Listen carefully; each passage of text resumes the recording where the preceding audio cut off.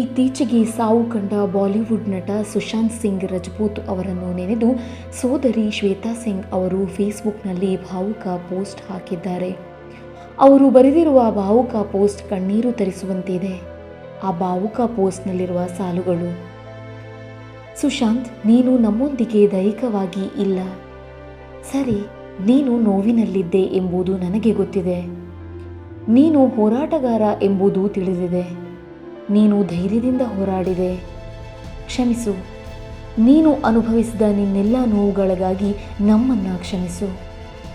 ಸಾಧ್ಯವಾಗಿದ್ದರೆ ನಾನು ನಿನ್ನೆಲ್ಲ ನೋವುಗಳನ್ನು ಪಡೆದು ನನ್ನೆಲ್ಲ ಸಂತೋಷವನ್ನು ನಿನಗೆ ನೀಡುತ್ತಿದ್ದೆ.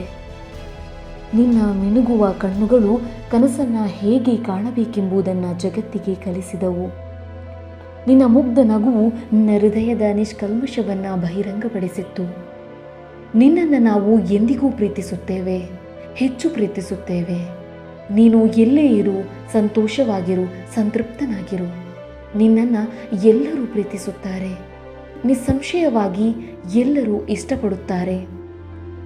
ನನ್ನೆಲ್ಲ ಪ್ರೀತಿಪಾತ್ರರೇ, ಇದು ಕ್ಲಿಷ್ಟಮಯ ಸನ್ನಿವೇಶ. ಆದರೆ ದ್ವೇಷದ ವಿರುದ್ಧ ನೀವು ಪ್ರೀತಿಯನ್ನು ಆಯ್ಕೆ ಮಾಡಿಕೊಳ್ಳಿ.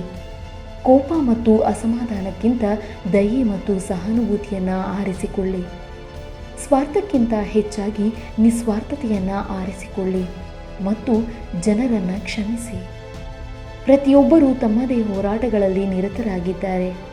ಆದರೆ ನಿಮ್ಮ ಬಗ್ಗೆ ನೀವೇ ಸಹಾನುಭೂತಿ ಹೊಂದಿರಬೇಕು ಮತ್ತು ಎಲ್ಲರಿಗೂ ಸಹಾನುಭೂತಿ ತೋರಿಸಿ. ಯಾವುದೇ ಹಂತದಲ್ಲೂ ಯಾವುದೇ ಕಾರಣಕ್ಕೂ ನಿಮ್ಮ ಹೃದಯವನ್ನು ನಿರ್ಬಂಧಕ್ಕೆ ಒಡ್ಡಿಕೊಳ್ಳಬೇಡಿ. ನೋಡ್ತಾ ಇರಿ ಮ್ಯಾಂಗ್ಳೂರ್ ಮಿರರ್.